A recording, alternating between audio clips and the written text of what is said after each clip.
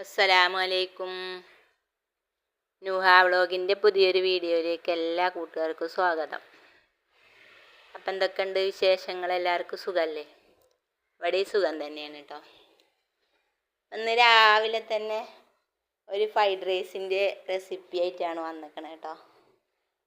അതായത് സ്കൂളിൽ വെള്ളിയാഴ്ച ദിവസം ഇറച്ചി, മീൻ, മുട്ട ഒന്നും കൊണ്ടുപോകാൻ പറ്റൂല.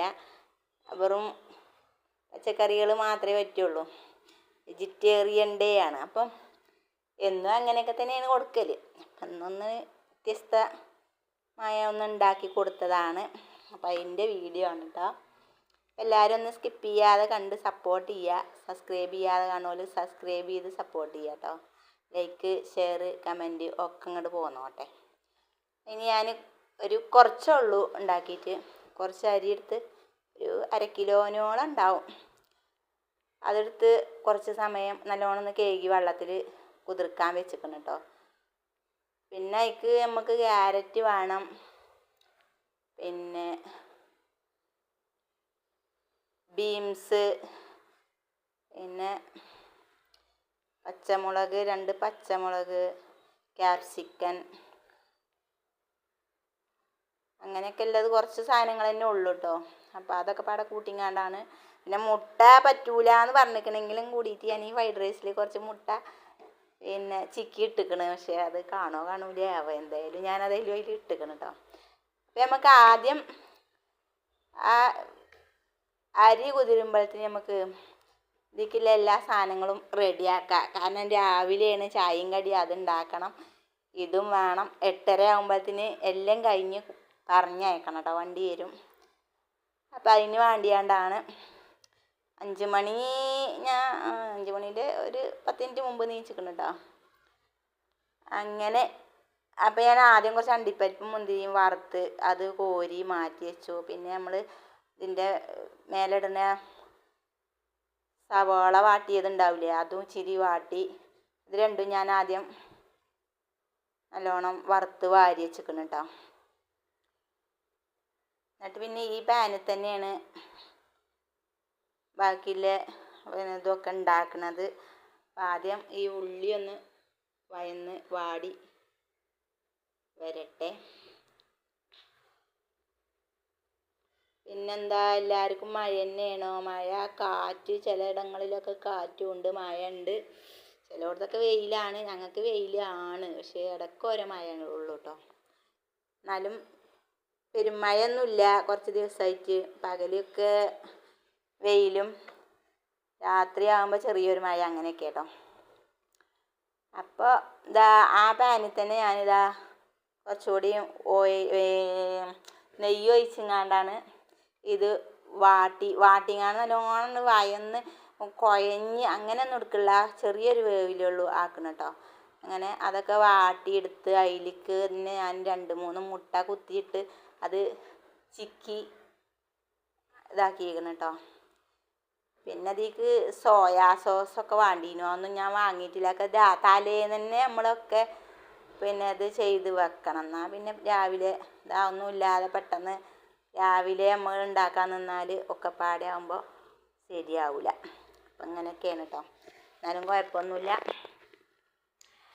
അപ്പം ഇതാ മുട്ടയും കൂടി അതിലിട്ടുങ്ങാണ്ട് ഞാൻ നല്ലോണം ഒന്ന് ഇതാക്കി വെച്ചിക്കണം. ഇനി നമുക്ക് അരി, അപ്പത്തിന് അരിയൊക്കെ കുതിർന്നിക്കണം കേട്ടോ.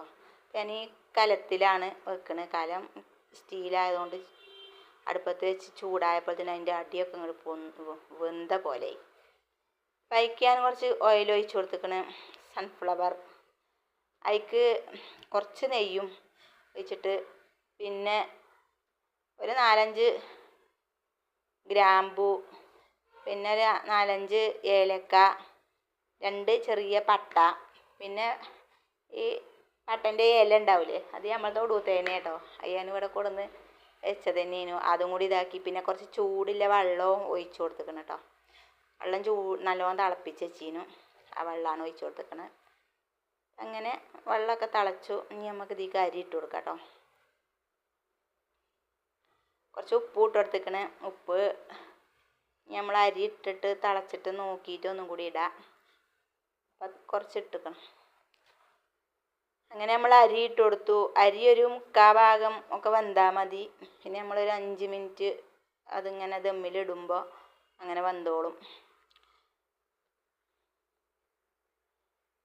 അപ്പം നമ്മളെ ചോറൊക്കെ അങ്ങനെ വെന്തു കേട്ടോ. ഇനി നമുക്ക് അത് ഊറ്റി വേറൊരു പാത്രത്തേക്ക് ഞാൻ അതിലാണ് ഇടുന്നത്. അപ്പോൾ ഞാൻ ആ പാത്രത്തിൻ്റെ അടിയിൽ ഇച്ചിരി നെയ്യ് ഒഴിച്ച് കൊടുത്താണ്ട് നമ്മൾ വേവിച്ച് വെച്ച സാധനങ്ങളൊക്കെ അടിഭാഗം ഫുള്ളും കുറച്ചിട്ട് കൊടുത്ത് അതിൻ്റെ മേലെ ചോറിടുക. പിന്നെയും അതന്നെ നിരത്തുക, അതിൻ്റെ മേലെ ചോറിടുക. അങ്ങനെ 2-3 ലെയറാക്കിയാണ്ടാട്ടോ ഇട്ട് കൊടുത്തിക്കണേ.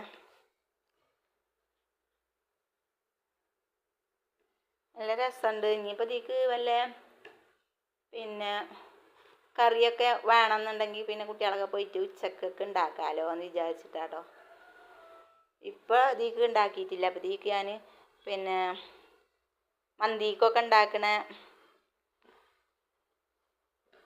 പോലെ കുറച്ച് തക്കാളി എടുത്ത് പിന്നെ ചട്ടിനി ഉണ്ടാക്കിയിരിക്കണം കേട്ടോ. ചട്ടിനിയും പിന്നെ കുറച്ച് സലാഡും. അതാണ് ഇപ്പോൾ ഇവർക്ക് കൊടുത്തയക്കാൻ ഉണ്ടാക്കിയത്. അപ്പോൾ ഇതിങ്ങനെ ഊറ്റിയിട്ട് കുറച്ച് എല്ലായിടത്തും കൂടി ആക്കിയിട്ട് വീണ്ടും ഞാൻ ഇതേപോലെ ഇട്ട് അങ്ങനെ 2-3 പ്രാവശ്യം ഇട്ട് നല്ലോണം ഇട്ട് ദമ്മിലിടാം. നമുക്ക് എന്നും സാദാ ചോറ് കൊണ്ടുപോയി മടുത്തേക്കും. അപ്പോൾ പിന്നെ ഇങ്ങനെയൊക്കെയാണെന്ന് ഞാൻ തിന്നോളും. കറി കൊണ്ടുപോകാൻ പറ്റൂലല്ലോ, അപ്പോൾ കറിയൊന്നും കൊടുത്തയച്ചിട്ടില്ല.